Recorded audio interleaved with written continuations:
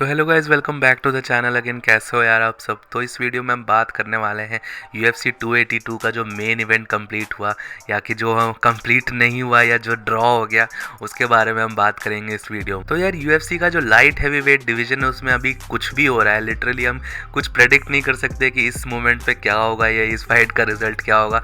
भाई matches draw हो रहे हैं और इवन चैंपियनशिप मैचेस ड्रॉ हो रहे हैं, जो कि बहुत ही रेयर है। मतलब बहुत रेयर, मतलब ऐसे हिस्ट्री में सिर्फ 5 बार हो चुका है कि चैंपियनशिप मैचेस को एक स्प्लिट ड्रॉ बताया गया है। ये तो बहुत ही ज़्यादा रेयर है।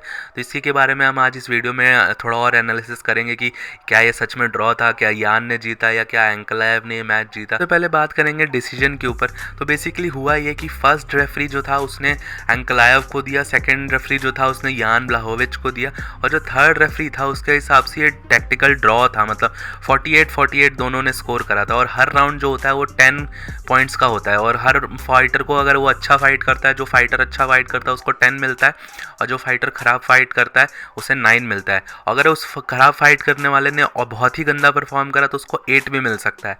8 रेयरली होता है। अगर आपने बहुत पीटा है अपने अपोनेंट को और वो फिनिश नहीं हुआ तो आपको 8 अपोनेंट को 8 मिलेगा और आपको 10 मिलेंगे। उसे एक 10-8 राउंड बोलते हैं, मतलब आपने बहुत अच्छा परफॉर्म करा है। तो ये होते हैं बेसिक डिसीजन के रूल्स। और यार फर्दर वीडियो को और आगे बढ़ाने से पहले और इस एनालिसिस को करने से पहले आपको एक चीज़ बता दूं, जब भी आपको UFC फाइट को जज करो तो कभी भी कमेंट्री ऑन मत करना है या कमेंट्री मत सुनना है, क्योंकि जो रोगन और डैनियल कॉर्मियर जो दो कमेंटेटर्स हैं वो सबसे ज़्यादा बायस्ड है। और जब भी कोई दागिस्तानी होता है तो डैनियल कॉर्मियर तो बहुत ही ज़्यादा अनाप शनाप चीज़ें बकते रहते हैं या उनकी तारीफ़ों के पुल बांध देते हैं, जो इतना एक्चुअली हो नहीं रहा होता है मैचेस में।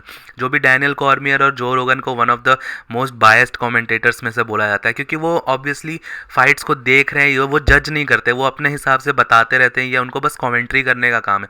कमेंट्री और जजिंग दो बहुत अलग चीज़ें हैं। तो कमेंट्री सुन के कभी भी मैचेस या फाइट्स को जज मत करना। तो यार मैं इस फाइट का जो स्कोर कार्ड है वो आपको अभी स्क्रीन पे दिखा रहा हूँ।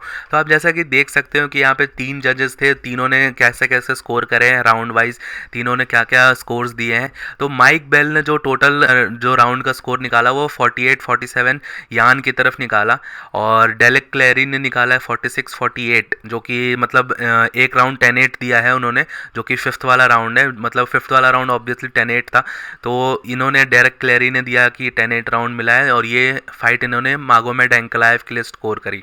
लेकिन जो साल डिएमाटो थे उन्होंने भी फिफ्थ राउंड 10-8 दिया, लेकिन उन्होंने एक चीज़ चेंज करी, क्योंकि उन्होंने थर्ड राउंड दिया यान ब्लाहोविच, और ये थर्ड राउंड ही यान ब्लाहोविच को देने के कारण ही इनका जो टोटल स्कोर आया वो 47 आया, और इसे एक स्प्लिट ड्रॉ बोला गया।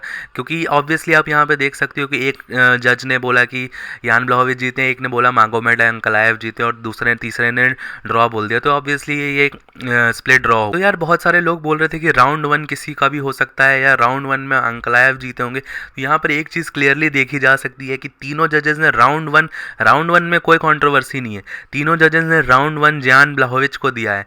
तो जिससे कि ये जो चीज़ क्लियर होगी कि राउंड 1 यान ब्लाहोविच ने जीता। और अगर आप ध्यान से देखो तो यान ब्लाहोविच उसमें लैंड कर रहे थे, एंकलाएव का यहाँ पे डैमेज बहुत ज़्यादा हो गया था फर्स्ट राउंड में ही। तो ये फाइट में मैंने भी फर्स्ट राउंड स्कोर करा था यान ब्लाहोविच को ही। और लेकिन अगर आप देखा जाए तो यान ब्लाहोविच का जो कंफर्म 2 राउंड जो उन्होंने जीते थे वो थे 2 और 3 में आप देख सकते हो कि यान ब्लाहोविच ने एंकलाएव का दूसरा पैर भी डैमेज कर दिया था। तो यार यहाँ पर देख सकते हो फर्स्ट जज और थर्ड जज ने थर्ड राउंड यान ब्लाहोविच को दिया, लेकिन जो सेकंड जज था उन्होंने यान ब्लाहोविच को थर्ड राउंड नहीं दिया। और मैं भी ये समझता हूँ कि ये थर्ड राउंड कैसे यान ब्लाहोविच को नहीं जा सकता, क्योंकि उसमें मागोमेड एंकलाएव बहुत वीक दिख रहे थे, और वहाँ पर वो अगर डैमेज भी बहुत ज़्यादा ले रहे थे, दोनों लेग्स उनके डैमेज हो रखे थे। तो 2 और 3 राउंड्स तो यान ब्लाहोविच के थे किसी भी हाल में। ये आप किसी से भी पूछोगे जो UFC देखता है तो वो। और गाइज रही बात फोर्थ और फिफ्थ राउंड की, तो फोर्थ राउंड तो सारे जजेस ने 10-9 दिया मागोमेड एंकलाएव को, क्योंकि वो राउंड तो पूरा कंट्रोल करा उन्होंने यान ब्लाहोविच को। और थर्ड बात आई फिफ्थ राउंड की, तो फिफ्थ राउंड में एक जज ने दिया 10-9 मागोमेड एंकलाएव को, बाकी दोनों जजेस ने 10-8 राउंड दिया मागोमेड एंकलाएव को, क्योंकि फिफ्थ राउंड में काफ़ी ज़्यादा डोमिनेट करा मागोमेड एंकलाएव ने। और यही टिपिंग पॉइंट था, क्योंकि इसी फाइट के कारण उसके कारण मागोमेड एंकलाएव ने ये ड्रॉ भी कर पाए। क्योंकि अगर यहाँ पर यान ब्लाहोविच थोड़ी देर और स्टैंड अप कर पाते या थोड़ी देर अपने आप को और कंट्रोल कर पाते या थोड़ा कम डैमेज लेते तो ये वापस एक 10-9 राउंड ही होता, और यहाँ पर विनर होते हैं यान ब्लाहोविच, ना कि मागोमेड एंकलाएव। अब भले आप यहाँ पर ये बोलोगे कि मागोमेड ने बहुत अच्छी फाइट करी, बट उन्होंने फाइट करी सिर्फ 5th राउंड में अच्छी।